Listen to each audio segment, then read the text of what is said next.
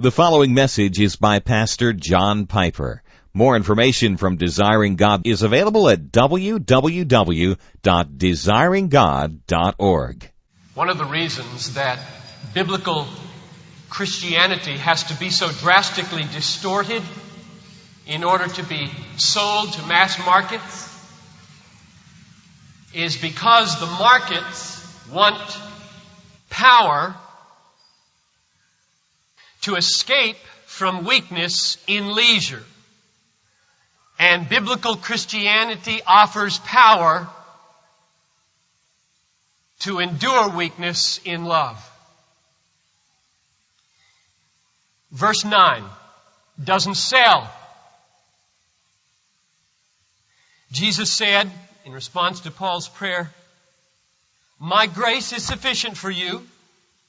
My power is made perfect in weakness." Notice, in weakness.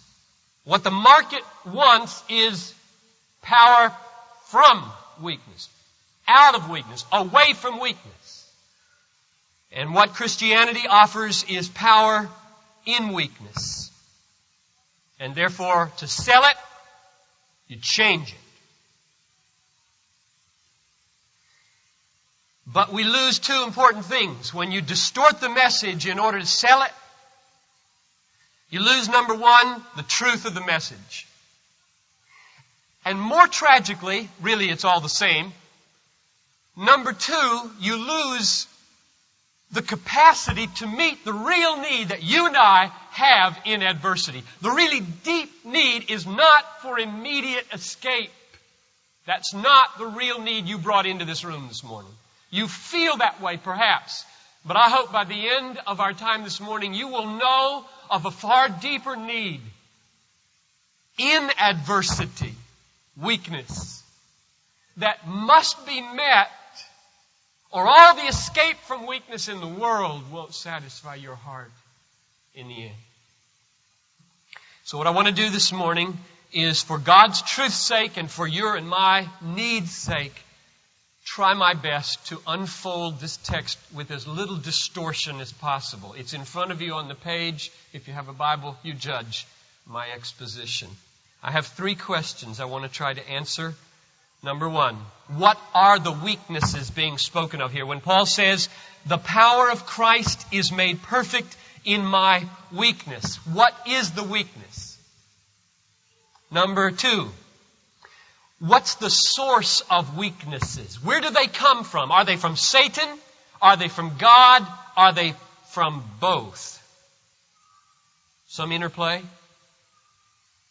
Number three, what's the purpose? Is there a goal for my weaknesses? If Satan causes them, what's his goal? If God causes them, what's his goal? If they are somehow intertwined, what's their goal? Those are my three questions. And the reason I ask those three questions is not just because they are answered here, which they are in this text, but because I need those answers, and you need them.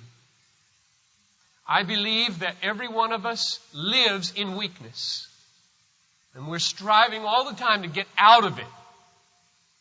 Hardships, insults, calamities, distresses, we live there. And what we need is what these three questions give us to strengthen us and help us. Let me illustrate from Wednesday night. We had a great strategy meeting in the chapel, and a lot of good news. One of the songs we sang has a chorus that goes like this: "Since Jesus came into my heart, floods of joy o'er my soul, like the sea billows roll, since Jesus came into my heart." Now, not everybody sings with as much self-critical awareness as I do. I mean, I'm picking on every song I sing. What does that really mean? Who wrote that? How could they say that? And so I'm standing there singing, saying, I wonder how these people are processing these sea billows tonight. Since Jesus came into my heart, like sea billows, joy is breaking over my heart. Really? Well, here's the way I processed it. I try to give the benefit of the doubt to all hymn writers and say poetic license and things like that, So I just said, now Lord, since Jesus came into my heart, I have known sea billows of joy breaking on my heart and rolling over me. I've known that. But not always. Sometimes the tide goes out. God is still God. Joy is still joy.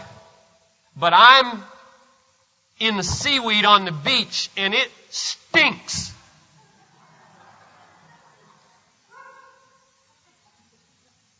That's the way I process that hymn, Dean.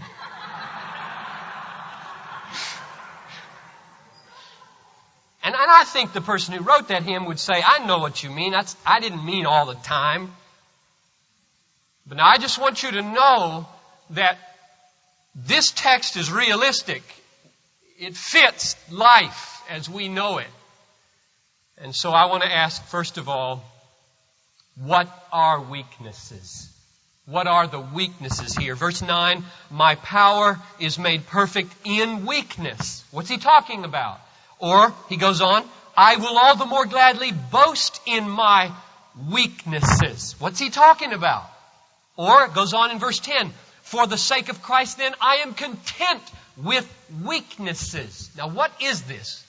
Can we define the weaknesses here that Christ is magnified in and you can boast in and you can be content with?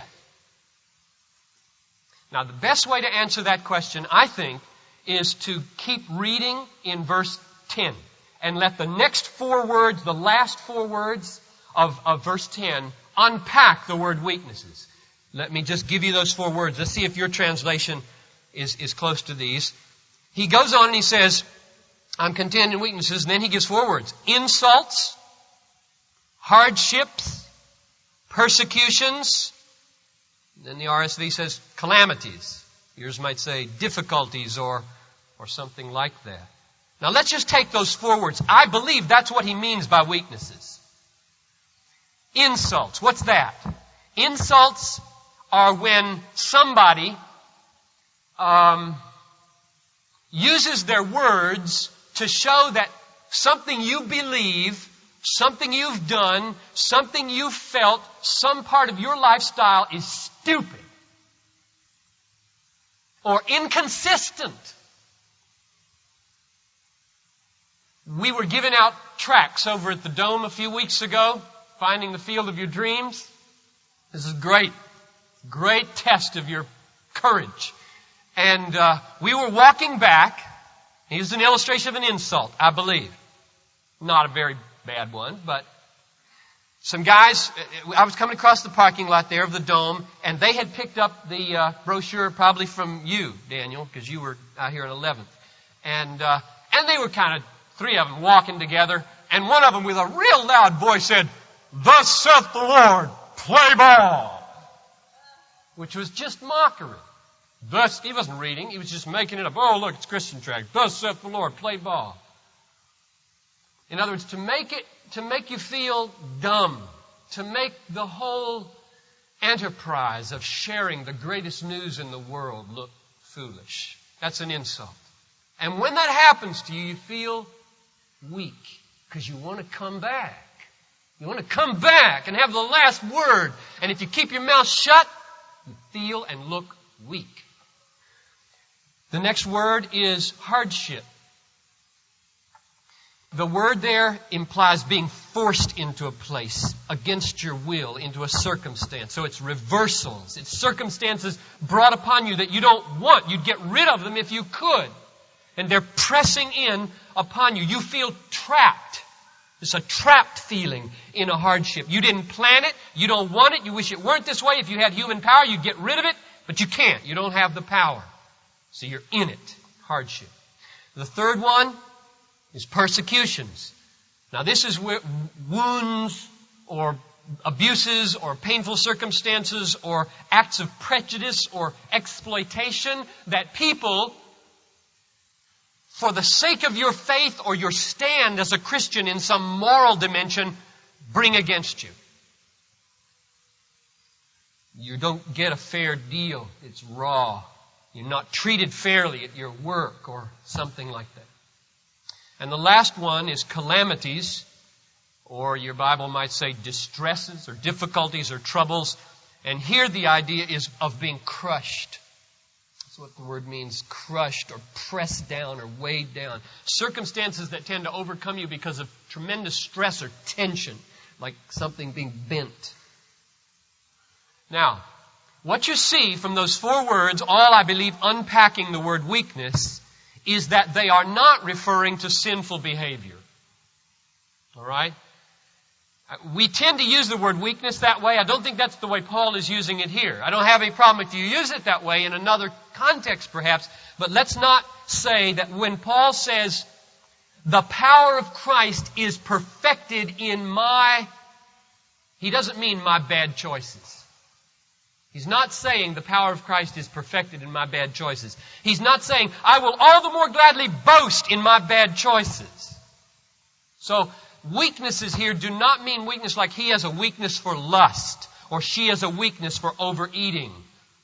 That's just not what he's talking about, okay? We'll save that for another sermon. He's talking about circumstances, situations, painful experiences that you didn't want. They were brought upon you. They could have been caused by a hostile person. They might have been caused by circumstances totally beyond your control. And they weigh you down and they make you want to give up. And the word weakness is good for this. And it's good because if we had human strength, every one of us would try to get rid of these things. We'd try to have the last say when somebody insulted us. Oh, man, I got a letter in the mail this week from somebody who was at the homecoming service 2 weeks ago who just tore into me about some things I won't mention. But they don't go to the church. They were here from out of town. And I dictated a response. You know the spiritual warfare that I went through not to say, I even want to say it right now because then I'd get the last word. I'd so love to tell you what they criticized me for and how it wasn't legitimate, right? Ooh, we want the last word. Ooh, we want to be vindicated. We want to be justified. Why? Well, there's some good in that. But there's a lot of bad, too, because we want to look strong. I didn't blow it. I am in charge here. I don't make that many mistakes. See, we want to feel and look strong. If you keep your mouth shut when you've been criticized, well, people might think it's true. And it might be true. And you look weak. Same thing with hardships. If we had the strength, we'd get out of our hardships. We'd turn it back. We'd roll it away. Same with persecution. Boy, if somebody persecutes us, if we had the strength, we would get the last say. We would get our comeuppance there with them. It would be so good. And then they would never mess with us again. And so we look strong. And Paul says it's in weaknesses. It's laying it down, letting it go, that you can boast here, and Christ's power is made perfect. We don't usually have that kind of strength. And here's another thing. Even if we did, Jesus says don't use it. Listen to these words from 1 Corinthians 4. When reviled, we bless. When persecuted, we endure. When slandered, we try to conciliate. And you know what that looks like? Anemic. This looks anemic. At least it looks that way to people who define strength in terms of getting the last word and pride, which most people in the world do. So summarizing the answer to the first question, weaknesses are not sinful behaviors in this context. They are experiences, situations, circumstances, wounds that are hard to bear, you can't remove, and sometimes even when you can remove them, Jesus says, don't remove them, let them go. Go ahead and look weak. Let them have the last say. That's tough. It's tough for kids, it's tough for adults. Question number 2, where do these weaknesses come from? Do they come from Satan? Do they come from God? Do they come from both? Nowhere? Let's let Paul's thorn in the flesh here be our example.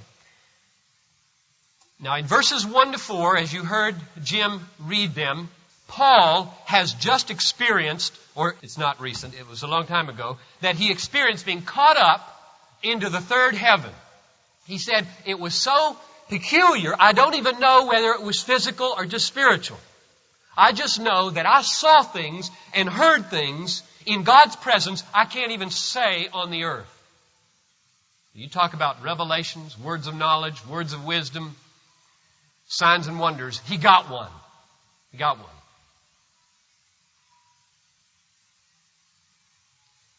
And how easy it would have been, you felt this, for Paul to say, not many people get these experiences. I wonder why I got this experience. Wow. I just might have risen now to the point where I don't have to live on the ordinary plane of pain where everybody else is. I've been to heaven. I've seen glory. And so I just kind of float above everybody else. Now verse 7 describes what happened to keep that from happening. To keep me, now I don't like the Revised Standard Translation here, and I appreciate NIV and NASB getting it right. The RSV says, to keep me from being too elated. That's not the point. It's to keep me from exalting myself, New American Standard Bible, or to keep me from becoming conceited, New International Version. To keep me from being exalted. That word is used one other place in the New Testament, namely 2 Thessalonians 2:4, where the man of lawlessness exalts himself before God. So it's a bad word. It's not just happiness, it's a bad thing to feel exalted. So he's saying to keep me from being exalted in my revelations, the abundance of revelations, a thorn was given to me in the flesh. Now this is a weakness. We're going to see in a minute. A thorn was given to me in the flesh, a messenger of Satan to harass me, to keep me from exalting myself. Now, the reason I want to use the thorn in the flesh as an example of a weakness is because that's what the text says it is. If you just keep reading, in verse 8, once he got this thorn, he cries out to God, take it away. 3 times, take it away. And I don't know what it was. Nobody knows what it was. Could have been some kind of physical malady, or it could have been some kind of continual chronic harassment from an enemy. But it was tough. It was hard. It made life miserable for Paul in some way. And so he cries out to God in verse 8, take it away. And the response in verse 9 ties it into weakness. Jesus says, no, my power is made perfect in weakness. So there it is. That's the connection between thorn and weakness. I've got this thorn. Take it away. No, I'll be perfected in that thorn/weakness. So now we've got a specific weakness here. It's this thorn, and we can ask, where did it come from? That's the question number 2. Where did this weakness come from? And one answer is right there on the face of the text, isn't it? Verse 7. It is a messenger of Satan to harass me. So one clear answer right there on the face of the text is that Satan did it. Satan did it. And Satan in it is harassing Paul. He hates Paul. Satan hates you. He hates you. He wants to kill you. He is a murderer from the beginning. He wants to make your life perfectly miserable and bring you to hate God and go to hell. That's Satan's goal. But it isn't that simple, is it? For a couple reasons. God is at work here, and not just Satan. God is at work here. 2 ways we see this. Number 1, Paul describes the purpose of this thorn, this weakness, as preventing pride. Now, how do you account for that? Satan is in the business of producing pride, not preventing pride. Satan's number one goal is to produce pride instead of faith and humility in your life. So if Satan is at work here, and Paul describes the effect of this work as to eliminate pride in excessive revelations, you've got another worker on the scene besides Satan. You've got another goal, another purpose, another person involved here, and that's God. Because God's number one goal in your life is to get pride out of your life, humility and faith into your life, and exalt Jesus Christ. That's what childlikeness is all about. Paul's revelations in paradise made him vulnerable to pride. And so God uses, now mark this is heavy.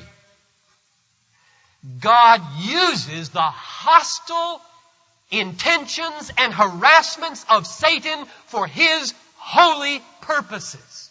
Isn't that awesome? You've got Satan harassing, hurting, wanting from his vantage point to kill, and a sovereign God enclosing this demon, this messenger of Satan, enclosing him in his limitations and in his controls, and saying, here's my holy intention for your evil work, and I will produce it. I just think God gets great joy out of putting Satan to naught like that. That's the first reason I believe that God is at work here and not just Satan. Namely, that the purpose stated is a holy purpose. Getting pride out of Paul's life and out of your and my life. Now here's my second reason for believing that God and not just Satan is at work in this thorn. When Paul prays in verse 8, take it away, remove it from me, please. The Lord answers, no, because my grace is sufficient for you and my power is made perfect in this weakness. In other words, I aim to make you a showcase of my power through this demonic harassment in your life. I aim to make you a showcase of my power. So I'm in charge here, and I am going to turn all this pain, insults, hardships, persecution, calamities, I'm going to turn it all for the glory of my Son's power and grace and for your ultimate good. Just like with Job. Job is a beautiful example here of what's going on. Satan came to God and said, I want to get him. And God says, you can get him, only so far. And in the end of the story, you know God was controlling Satan, limiting Satan, and using his enemy to accomplish his good purposes. So my answer to the second question, where do weaknesses come from? These painful things in our lives that humiliate us and wound us and frustrate us and oppress us. The answer is sometimes they come from Satan and always they are used of God. I don't think we can get out of this text that they always come from Satan. I think you can say from this text, sometimes they come from Satan, but always God is sovereign over Satan and uses them. Which brings us to the final question, and we've already answered it. Namely, what's the purpose of weaknesses? They have a goal. Why can't I find a job? Is there a purpose? Why am I trapped in this awful marriage? I dealt with 2 couples this week, both of whom were asking that question. Why am I trapped in this god-awful marriage? Why does my father have cancer? That's what I wrote in my manuscript yesterday. He died last night. Andy Bennett's father died last night, 54 years old. Why can't I have children? Why don't I have any friends? Why do people just seem to gravitate away from me like the wrong end of a magnet? Why does nothing work in my life? A young woman sat in my office the other day and just listed everything in her life that was wrong. It didn't work. Nothing was working. Now, Is there a goal? Is there a purpose in that? And there are three answers, very briefly. Number one, Satan has a purpose. Namely, he wants to kill you. He wants to destroy you. He wants to get rid of your faith and either make you proud in what you've done or despairing in what you can't do. That's Satan's agenda. If you can't do anything, Satan's got a purpose for that. Despair. If you can do things, Satan's got a purpose for that. Pride. So fight him. God does not delight in pain in and of itself. He can turn it for awesome good and does in this fallen world. But God does not chortle at anyone's pain. I don't know if it's in the paper this morning since I don't get a Sunday paper, but I just can't help but mention it because it's weighed so heavily on me. I was playing wiffle ball with Barnabas in the backyard last night, and I saw this ball of fire explode out on the freeway. And I ran over there, and it looked like the car was on fire, so Noel called 911, and it turned out it was a motorcycle. And we could see the body lying behind it. And so I walked down around and got as close as I dared, and he was dead. And it was ugly as could be. And I got home, and Barnabas said, "What did you see, Daddy?" I said, "I saw Benjamin." Just meaning I'm a father, and some father is going to see his son. Or maybe they won't let him see him, I don't know. Somebody last night got word my kid is dead and mangled on the freeway.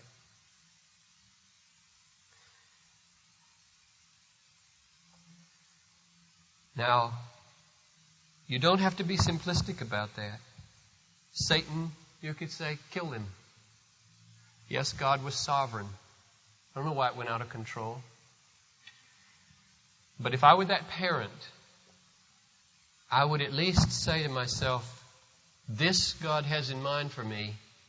He wants me to be humble and broken and not proud that I have 4 sons.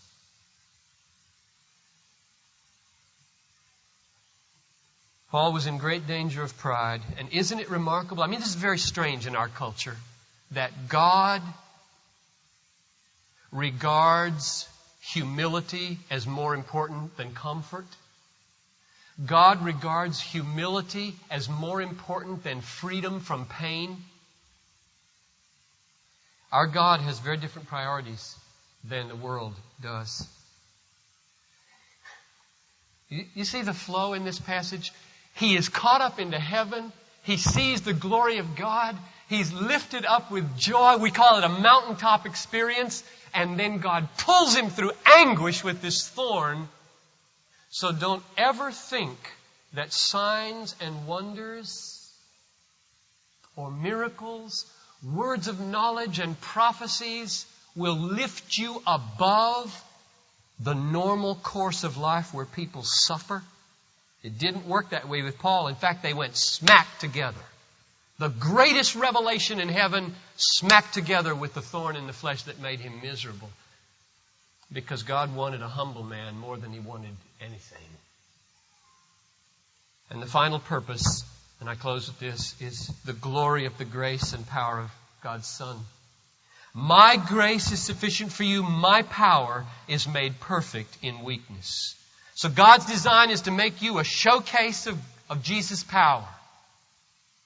God wants to glorify Jesus in your life. And I just plead with you to let God be God here. Don't second guess God. Don't say it shouldn't be this way for me if it's that way with somebody else. Let Hebrews 11 be your pattern here, where it says, by faith, some escaped the edge of the sword. By faith, some were killed by the sword. By faith, some stopped the mouths of lions. By faith, others were sawn asunder. By faith, mighty men gained victory in battle. By faith, others suffered chains and imprisonment. God must be allowed to be God. You see, you can't write the script for Him. You can't say, wait a minute, faith brought victory to the army over there, so it'll bring victory to my army. No way. God is God. Faith might give you strength to endure defeat.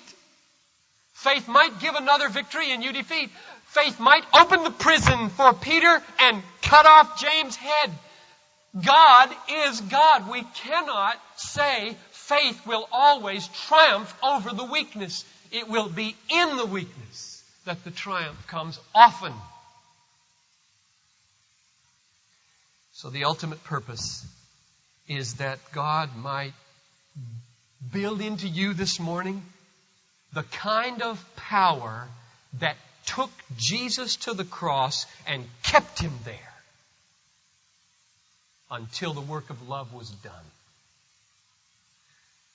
Paul said, we preach Christ crucified, a stumbling block to Jews and foolishness to Greeks, but to those who are called, the power of God. Now what did he mean? Here's the weakest of all situations, hanging on the cross, spit upon, beat up, mocked, weakness personified. And Paul says, power. God's power. So the power that can get you onto a cross and keep you there until the work of love is done in your life is what God wants to build into your life more than anything else this morning. I want to close with a song. It's one I've come to love, and I'm sure many of you love it too. It's printed here in your worship folder. Give thanks. And as we get ready to sing it, let me tell you this. We will have about a half a dozen prayer teams standing around the front here in different places, little badges on, some of them. If you came in with a heaviness or feel a need now of any kind, we really believe you ought to pray that they be taken away. That's what Paul did. I mean, if God says no, then you become strong in them. But God sometimes wants to lift the burden. And so they would love to just pray with you. If you came up to one and said, could I just have you pray with me for a minute? They'll pray without anything in your life. They would love to. And so let's close with the song and then the benediction and then enjoy fellowship out there.